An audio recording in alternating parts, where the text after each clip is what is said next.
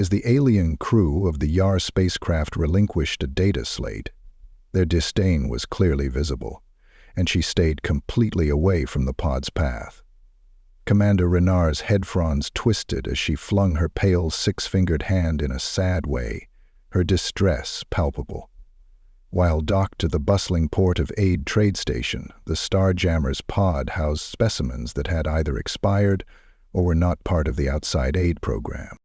Scattered diagnostics and stasis fields obscured the so-called specimen, which was an unintended reward from a failed hunting expedition on Galaris. It was discovered inside the pod. The specimen was very aggressive. It was half reptile and half feline. There was little appetite among the UR for recovering from this disaster, and the station officer looked up from the slate and whispered, "A small reclamation charge. Consider it a gift." Renard's voice was sharp. For the station officer, just seeing it can trigger painful memories. 3 Yar were left with fractured bones and damaged pride as the Zelium Fang Beast's IV battled its way through transit before finally succumbing to the old R in its last confrontation. This occurred just before it eventually slept off. Even with their advanced medical equipment, the results of the scans revealed an odd metabolic state, broken bones, and ruptured organs. The monster had stood for wasted effort and unanticipated responsibility. They had given up hope and left the beast in V-Station's care or neglect because of it. When Dr. Hal Riggin first arrived at this scene of silent contempt, he failed to inspire anyone. He seemed to be of average height, due to his specs and his sometimes disheveled lab coat. It seemed like his spectacles were never going to go snugly on his nose. Notwithstanding this, he was a man who often shocked those around him by accomplishing seemingly impossible tasks. Speculating about the Zissing Fang beast inside the pod, a station officer muttered something under his breath. This might mean that the beast was already dead or had a wound. Dr. Rowan, this is not a case of neglect. Rather, it is a case of pragmatic treatment accompanied with an expensive prognosis. And above all else, it is a fang beast, which poses risks even when it is not aggressive. A half shrug, half squish came from the official as they clarified that this is not careless treatment. Hal reasoned that the best course of action would be to quietly let go of things. He crossed his arms and glared at the pod as if he wanted it to defy the authorities. The massive beast's outline was barely discernible through the stasis haze. Coiled in an unusual way, its enormous mass seemed unconcerned that it was slumbering. It's not even about seeking medical help. This is a monster that might eat you alive. And I mean that seriously. Eventually, Hal remarked, his voice tinged with defiance. Everything has value. And if no one else would help it, I would. His bulbous eyes widened in surprise as the official said, after what sounded like bagpipes collapsing, and an asymmetrical grin. Hal eventually gave up, and the official caved. With a flick of his tentacled arm, he let go of the pod and it hissed open its hibernation fields and flashed a faint blue light to activate. It was happening all at once. Seeing the beast in all its glory made Hal nervous. He had taken pride in the fact that it possessed an iron stomach. The beast had the marks of horrific trauma, shredded and damaged scales, a sharp incision that exposed muscle along one side, and a chest that pumped in elaborate, feeble breaths. A weak movement of one of its 6 legs was seen. Hal knelt down to the beast and asked the official, "Are you sure about this?" in an anxious tone, his voice betraying his fear. He gingerly withdrew a scanner from his bag, his movements slow and deliberate, and his words barely audible. "Hey, big guy, I'm here to help," he whispered. In a sad howl, the monster bared its teeth and said, "I'm here to assist." Unfortunately, it cost it dearly. Your amber eyes met mine, still raw with sadness and distrust, as one of your eyelids barely cracked open, the creature murmured. Angrily, Halal said, I wouldn't trust you either. But if you want to get out of here, you're going to have to let me work. The scanner buzzed as it examined the monster's wounds, and the readout showed that it had taken a serious blow. Everything else faded into the background while Hal stabilized life-sustaining processes, fixed broken limbs, and administered a wide range of medications.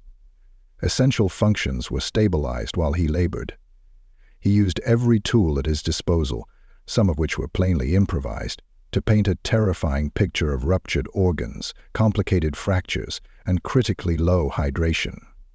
Upon finishing the procedure, he had accomplished his objective. The glimmer in his eyes became brighter as he grumbled quietly. He had worked miracles on people who were far more challenging to treat, if not more so.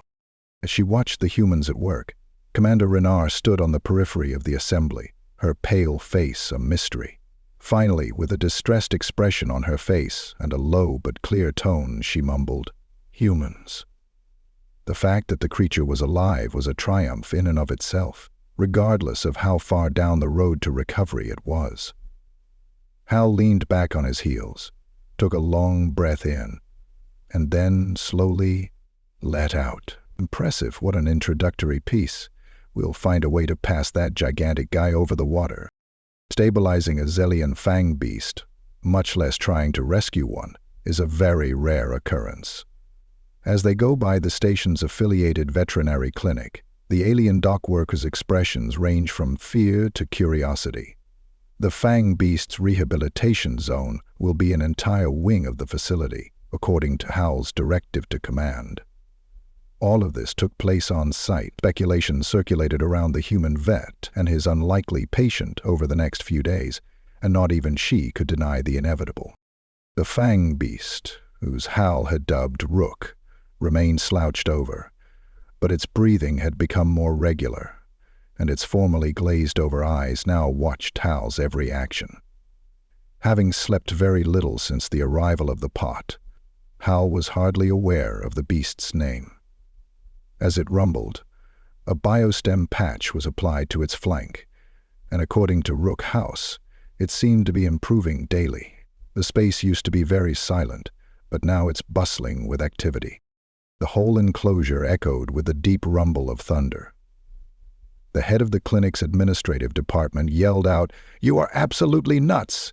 as a strange alien with tentacles that resembled starfish appeared in the lobby, one of its hands clutching a data slate. It was Ed's toothy yawn that made Hal's gelatinous limbs shiver. "Ed is the guest at Rook. You've hijacked my facilities for this, and you've requisitioned enough supplies to sustain a whole wing of trauma at WS," Ed said. Nevertheless, Hal described it as a financial commitment to the inner species. He decided he wouldn't glance up. My goodness. A tangle of your limbs writhed in. Goodwill money won't cover the animal's feeding cost. And you have no idea how much meat it ate in only 3 days. You pointed your finger and said, "Put it on my tab." Hal chuckled and returned to Rook, who was clearly making friends. Serious complaints may be lodged by the quartermaster. As Rook's recovery progressed, the station became more unnerving due to the fang beast's increasing ability to lift its massive head and erupt in a deep, guttural growl. As Commander Renard stood in the clinic's observation room, a commanding voice could be heard out. A distress signal went out in her pale face as she peered through the reinforced glass at Rook's captivity. Hal said, "You are throwing resources at a beast that cannot be trusted. It is an apex predator, and its main motivation is to kill." Despite his seemingly unfazed demeanor, not others shared his hopeful perspective. "You think it's their instinct, but I think it's more about their environment. Nothing Rook did led to his removal from Earth and placement in a hibernation pod. The universe has given him every possible reason to be furious, so if he is unhappy, that's why." Then Hal shrugged and said, "Why are you even here if you're so sure I'm wrong?" Her boots clicked loudly on the floor as she turned and strode away. She paused briefly before departing, since the question caught her off guard. The monster rose to its feet, shifting its weight and trembling enormous limbs as it tried to stand up on the polished floor of the clinic. 2 weeks into the breakthrough, while Hal adjusted Rook's prescriptions, Hal was making changes to Rook's medicine. Hal froze, his breath caught in his throat, as Rook hauled himself to his feet, his injured limb quivering but supporting. "Easy, big guy," he murmured, and Rook steadied himself. Standing tall and smiling, the Fang Beast had never done it before, and his weariness was starting to melt away. Following Triumph's lead, Yex and a few of station employees peered out the observation glass. Another entity from another planet, a towering, blue-eyed monster, let out a low whistle. As he turned his head toward the window, Rook's amber eyes remained riveted on the onlookers. Yex said, "I can't believe it," and added, "That monster is actually walking." As they fled for safety, the crew dispersed like a herd of terrified animals, with Yex being the only one who mumbled anything angry. "How ridiculously funny. Your ability is just remarkable." The celebrations came to an end. That night, the clinic had an unannounced guest. Someone from the Galactic Wildlife Administration was making a visit. They were sleek and uniformed, standing up straight and commanding. Dr. Regan said, "I am Officer Cran of the GBA. We need to talk." Hal dropped the medical scanner he was carrying and faced her. She was announced by the sound of her boots stomping on the tile floor. "Officer Cray, what brings you to my part of the galaxy, the Svag and the Fang Beast?" she inquired as she replied. As he faced her, Hal sat down and looked away. "Although your deeds are noteworthy," Crane maintained an attitude of unflinching resolve. "But the reality is that this station is ill-equipped to deal with a dangerous and massive beast. Gua will not stand by while it stays. The ongoing existence of the Fang Beast on this station breaches many safety laws and standards for the containment of intergalactic species.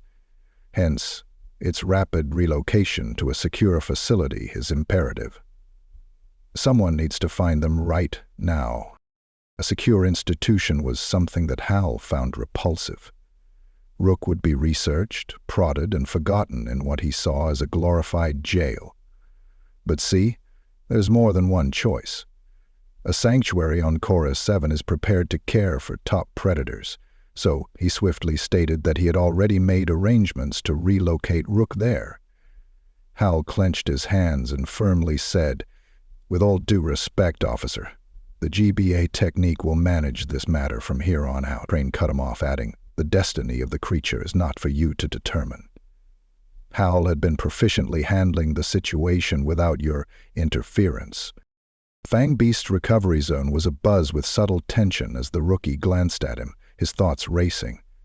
With 24 hours to prepare the creature for transfer, he could have spared Rook the ordeal of being transported to a sterile containment facility. Instead, she pivoted and stormed out, leaving the vacant clinic in a tumultuous mess. "Don't worry, rookie," he whispered, his gaze narrowing and his threat of legal repercussions accompanying his warning. Yek slithered into the room, his expression betraying his intention to make dubious decisions. The Yaks crossed their briny appendages and asked if Hal would be willing to reveal their plans before I became involved in your most recent disaster. Hal then turned away from the starfish-like administrator and continued, "I need a ship with a decent cargo hold and just enough patchwork charm to fly under the radar." Yek's tendril drooped in disbelief as he said, "You are going to smuggle a Zelian Fang?" Halel stayed in step with Yek. "Leave this station and go through the Juba checkpoints. Are you insane? If you get caught, I might lose my job." Yak looked at him for a long time, their eyes narrowing in a resigned sigh. "You're lucky. I hate bureaucracy. I know someone who might be able to lend a hand." The rust bucket wasn't very attractive, looking more like a spaceship, but it was exactly what the ship's after a long time of repairing an armored Arvanian Razorback. Hal finally got the chance to win Doran over. "Are you asking me to do what Doran says?" he said. The owner, Doran, was a stern mechanic with an unhealthy obsession with foolish wagers. "I'll even return it with a full tank, just for a quick trip to Cora 7, Doran taunted. "Do you honestly think the government would let you to pass their patrols while carrying a live fang beast?" In a tone that betrayed his dishonest ease, Hal answered, "I'll even return it with a full tank."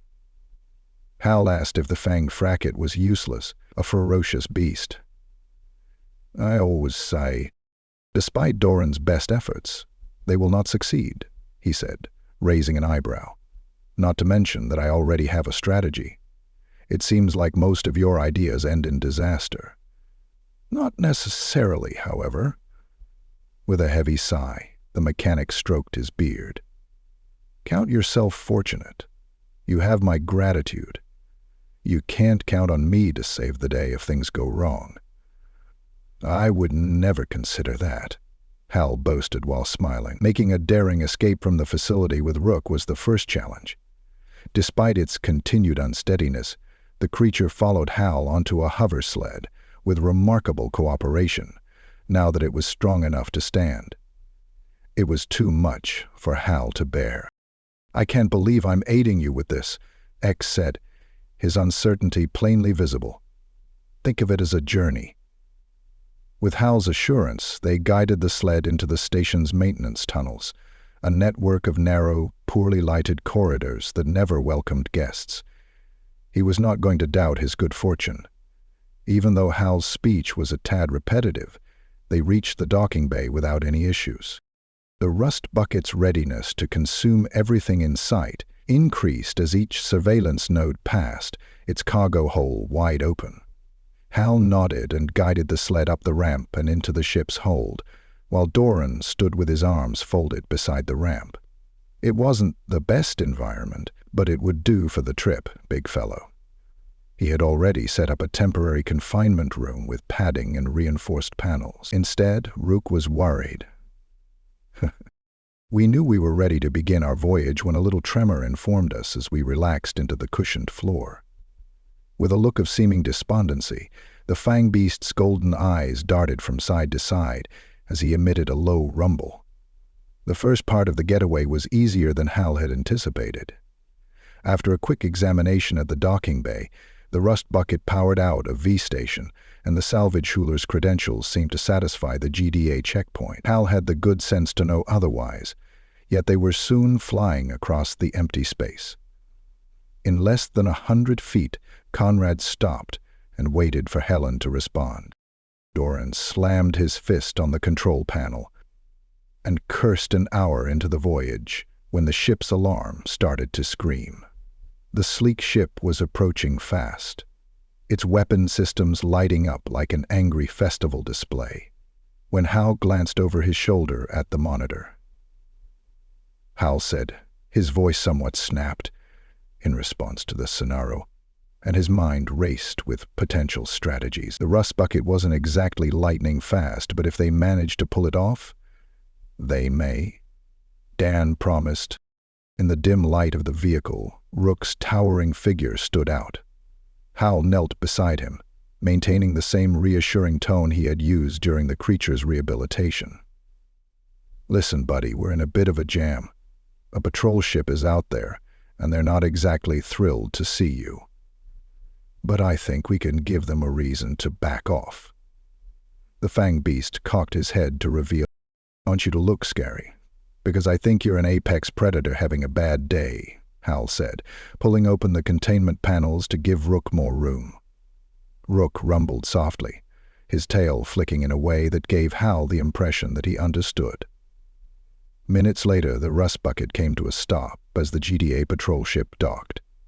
A team of armed officers stormed aboard Captain Mellick's Galactic Wildlife. In her announcement, the captain said, "You are shipping a hazardous species without license." Hal stepped forward and raised his hands in mock surrender, but he had one request. "Captain, before you meet my traveling companion, you might want to hear a low, guttural growl." At that same moment, Rook emerged from the darkness, his towering stature cast in silhouette by the wan light. The policeman's demonstration of putting down their firearms sent chills down everyone's spine. After a brief moment of uncertainty, Mel groaned and motioned for her teammates to bring down their rifles. Hal said, "You're nuts, Doctor, but if you don't mind, we have a refuge to reach." Mel gave him the evil eye before ultimately giving up. With a terrifying grin on his face, he warned that you only had 24 hours to get where you were going before he filed a thorough report. While seated in the cramped cockpit next to Doran, Hal is acutely aware of the patrol ship's stern warning. Doran assures Hal, "You're gonna make it through this. You've got some guts." Hal grinned mischievously as the rust bucket hurtled through space, heading for Chorus 7. In response, Hal leaned back in his chair and said, "Rooks is a miracle case." "I'll echo that. Chorus 7 staff members will spare no effort to guarantee that their coworkers have the chance to finish their degrees." A was dubious when Doran asked about him, even if they weren't. Not wanting to concede defeat, Hal stayed mute. The lush, animal-populated and vastly open environment of Chorus 7 was everything he had hoped for. Nestled amid undulating hills was the landing pad of the sanctuary, encircled by see-through biodomes that shimmered in the sunshine. When Hal saw it, he felt a mixture of relief and bittersweetness. Rook's adventure was coming to a close. As the spacecraft swooped down, the Fang's golden eyes glinted at the way their bond had. Over the last few weeks, a close relationship has formed between them, based on mutual trust and shared experiences of survival. As we crouched down, I reached out and touched the scales of the beast. "My friend, it's about time you saw your new house," he said gently. A group of sanctuary staff members, spearheaded by the towering insectoid scientist Bell Rex, welcomed the cargo hold with a snap of their mandibles as the rust bucket touched down. Dr. Ryan Belair explained how the monster's notoriety had predated Hal's arrival on the ramp. Unfortunately, I felt compelled to admit that I was. By everyone's account, Rook gingerly and resolutely emerged from the cargo hold, his enormous body throwing a lengthy shadow over the sanctuary personnel, piquing their curiosity and causing them to scream in amazement. With his nostrils flared to take in the foreign smell, the fang beast scanned his environment. Alive stood tall as his gorgeous B-Rex mumbled and twitched with delight. With a mixture of pride in the creature he had battled so hard to save and a twinge of bittersweet grief at having to release it, Hal had mixed feelings as the crew walked Rook to one of the sanctuary's biodomes. Despite everything he had gone through, the beast remained a formidable warrior. Please find attached my notes about his medication, food, and healing milestones. He is still very much under my supervision. Rook was never alone with B-Rex's homosexuals as he nodded. I will make sure he keeps getting better. What do you think of that? Hal ended himself there later that night, peering out at the one that housed Rook the Fang Beast. With its black scales shimmering in the artificial twilight, the beast proceeded slowly but methodically across its new surroundings. Hal gazed fixedly ahead as he confessed to feeling nostalgic. Leaning on the railing, Doran shouted up, accusing Rygan as if he would never return. Hal shrugged and nodded, saying, "You're probably right." They remained silent for a while, broken only by the hum of the sanctuary's biodome systems. The next morning, just as Hal was about to depart, Bell Rex met him at the landing pad. "Your fang beast is adjusting remarkably well, according to B. He's already exploring the habitat and displaying interest in his surroundings. If it's extraordinary, it's not just mine." B-Rex responded with a respectful leg extension and a barely discernible smile, saying, "He's his own beast now."